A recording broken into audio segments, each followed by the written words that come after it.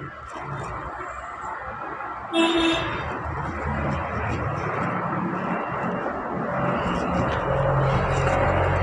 बच्चों, कैसे हो आप लोग? उम्मीद करता हूँ बहुत ही बढ़िया होंगे बच्चों, स्वस्थ होंगे, एकदम मस्त होंगे, एकदम टनाटन होंगे और वीडियो के इंतजार में होंगे बेटा।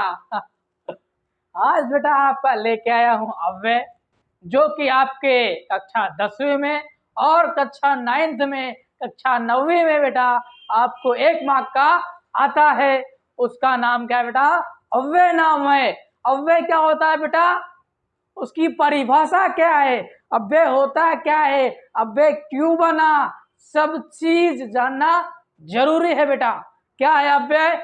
वह शब्द जो क्या हो, वह जो क्या हो, लिंग, वचन, कारक आदि के प्रभाव से क्या हो, परिवर्तित ना हो, बदले ना, बेवफा ना हो बेटा, उसे क्या बोलते हैं आप? अव्यय बोलते हैं बेटा। परिभाषा नहीं लिखना है आपको, खाली जानना है कि ये होता क्या है, क्योंकि पढ़ने से पहले पता रहना चाहिए। पता लगा कि पूरा समंदर बेटा तैर के आ गए, पता नहीं चला कि पहले मिट्टी थी कि नहीं, तो वो चीज जानना कहीं ना कहीं बहुत जरूरी हो जाता है बेटा। इसके लिए मैंने आपको ये चीजें बता दी। तो बच्चों, अव्यय के 4 भाग है।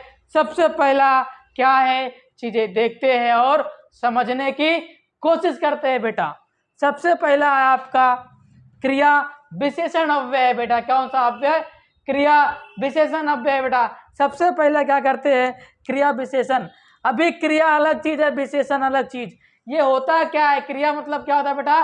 कोई एक्शन वर्ड, कोई कार्यवाही, कोई कार्य, उसको क्या बोलते हैं बेटा? आप क्रिया बोलते हैं। जैसे मैं क्या कर रहा हूं, ये चीजें बता रहा हूं, आपको समझा रहा हूं, आप देख रहे हैं, सब सब क्या है? क्रिया है बेटा। क्या है? सब क्रिया है। क्योंकि क्या ये क्या कर रहा हूं, ये मरकर हिला रहा हूं बेटा, ये भी क्या है? आपका क्रिया है बेटा। क्या है? क्रिया है। ये मैं बोल रहा हूं क्या है? क्या है बेटा? क्रिया है। तो क्रिया आप समझ गए होंगे। विशेषण मतलब विशेषता। इसकी परिभाषा क्या है, इसे बोलते हैं क्या है? वे जो क्रिया की विशेषता बताते हैं बेटा, उसे क्या बोलते हैं? क्रिया विशेषण अव्यय बोलते हैं बेटा। यहाँ पे देखेंगे इसका उदाहरण। आपको क्या करना है? एक ही चीज रखना है, जो क्रिया की विशेषता बताता है बेटा, उसे क्या बोलते हैं? क्रिया विशेषण अव्यय बोलते हैं बेटा। इसका उदाहरण क्या है? रामू धीरे धीरे खाना खा रहा है। रामू धीरे धीरे खाना खा रहा है बेटा। ये खा रहा है क्या है? ये क्रिया है बेटा। क्या है? क्रिया है।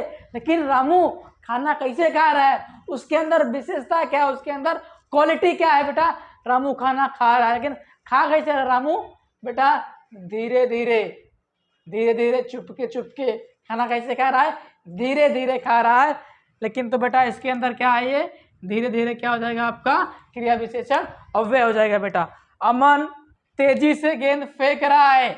अमन तेजी से गेंद, अमन फेंक रहा है गेंद, ये क्या है? एक क्रिया है, फेंक रहा है। लेकिन फेंक कैसे रहा? वो एकदम मौसम में फेंक रहा, बहुत ही तेजी से फेंक रहा है बेटा। उसके अंदर क्वालिटी विशेषण क्या छुपा हुआ है कि गेंद को कैसे फेंक रहा है बेटा? गेंद को तेजी से फेंक रहा है बेटा। इतना समझा? ओके बेटा। अभी दूसरा क्या है? समुच्चय बोधक अव्यय दिया है बेटा। क्या दिया है आपको? समुच्चय बोधक अव्यय दिया है बेटा। समुच्चय बोधक अव्यय का मतलब क्या होता है? समुच्चय का मतलब क्या होता है? दो चीज एकदम अक्खा, लेकिन क्या करता है? दो चीज को जोड़ना। जैसे मैं बोलूँ एक मार्कर ये, एक मार्कर ये, बराबर। चिपका ले सैया फेविकोल से, चिपका ले सैया फेविकोल से बेटा। यहाँ पे सैया और फेविकोल की याद नहीं करना है, खाली यही याद करना है जो दो चीज को, दो वाक्य को जोड़ने का काम करता है बेटा, उसे समुच्चय बोधक अव्यय बोलते हैं। अगर मैं ये अक्खा पूरा अक्खा मार करता, अगर मैं इसको तोड़ देता तो वापस अगर बोलता जोड़ने के लिए आपको कुछ ना कुछ मटेरियल तो चाहिए, जैसे फेविकोल, फेविक्विक, बहुत सारे मटेरियल आपको मार्केट में अवेलेबल, तो क्या उसको चिपकाएंगे तो दोनों एक हो जाएंगे। लेकिन अभी यहाँ पे देखते हैं, वे अव्यय जो दो वाक्यों को जोड़ते हैं उसे क्या बोलते हैं बेटा? समुच्चय बोधक अव्यय बोलते हैं बेटा। क्या बोलते हैं? समुच्चय बोधक अव्यय बोलते हैं बेटा। उसके बाद क्या, उसका उदाहरण क्या है? राम और श्याम मैच खेल रहे हैं। राम भी क्या कर रहा? मैच खेल रहा है, और श्याम भी मैच खेल रहा है। मैच बेटा खेल दोनों रहे हैं, लेकिन वही दो शब्द में दो वाक्यों में बोला गया। अगर मैं आपको बोलता कि बेटा इसी चीज को एक ही वर्ड में, अभी जैसे पूरा तीनों मार्कर है, चलो बोलो बेटा इनको, बेटा इनको तीनों क्या करो, जोड़ो, बराबर ना। राम मैच खेल रहा है श्याम, लेकिन बोलो तो बेटा जब दोनों जुड़ेंगे तो राम और श्याम मैच खेल रहे हैं बोलोगे आप, क्या बोलोगे कि भैया राम और श्याम। तो ये और आगे क्या क्या, दोनों को जोड़ने का काम कर दिया बेटा।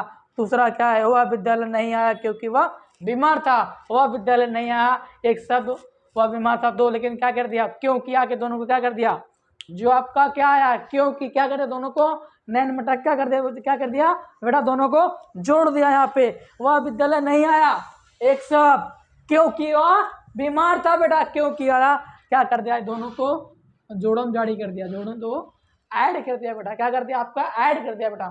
यहाँ पे देखते हैं बेटा तीसरा क्या है आपका, संबंध सूचक अव्यय बेटा। यहाँ पे किसी प्रकार का संबंध नहीं बताएगा कि वो मेरी वाली है वो मेरा वाला है, तो हमारे बाबूजी हमारे माई है, ओके कुछ बोले कि नहीं बा, ठीक है।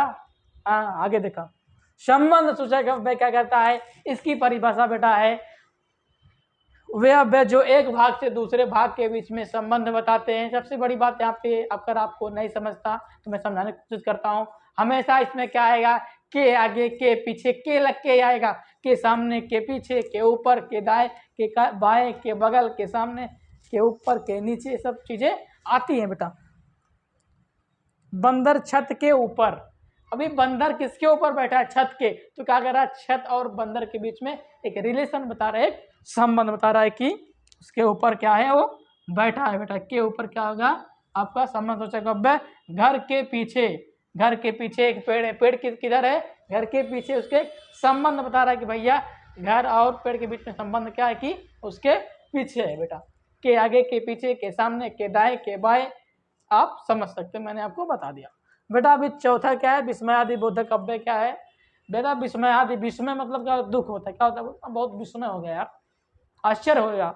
इसमें क्या करता है बेटा, अपने इस वाक्य में क्या करता है, अपने इमोशंस को, अपनी फीलिंग को, अपनी बातों को बताता है, दुख हो चाहे सुख हो, हर्ष हो, उल्लास हो, ओके, आपको यहाँ पे समझ में आया बेटा। वे अव्यय जो भाव दुख सुख व्यक्त करते हैं, बताते हैं, उससे क्या बोलते हैं आप, विस्मयादि बोधक अव्यय। सबसे बड़ी बात बेटा यहाँ पे एक चिन्ह आपको आता है, ये विस्मयादि बोधक चिन्ह बोलते हैं।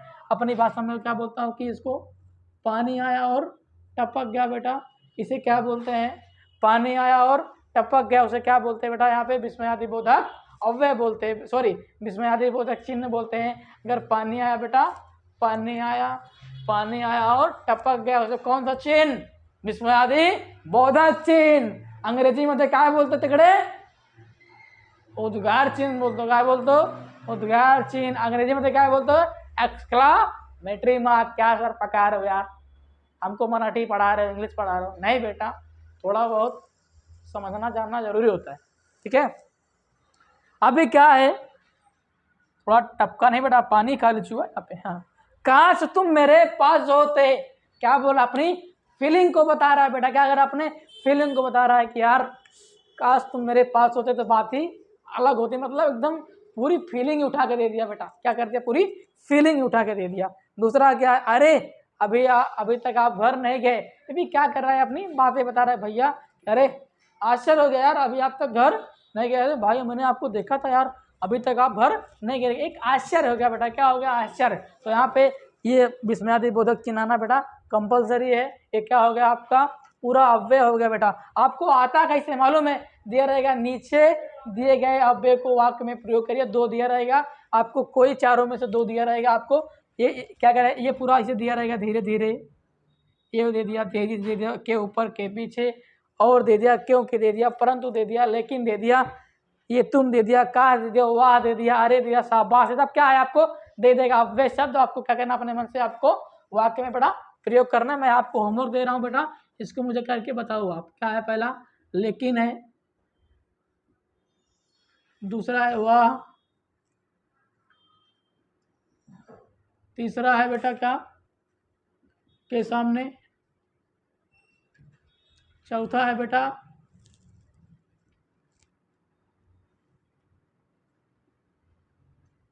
तेजी से।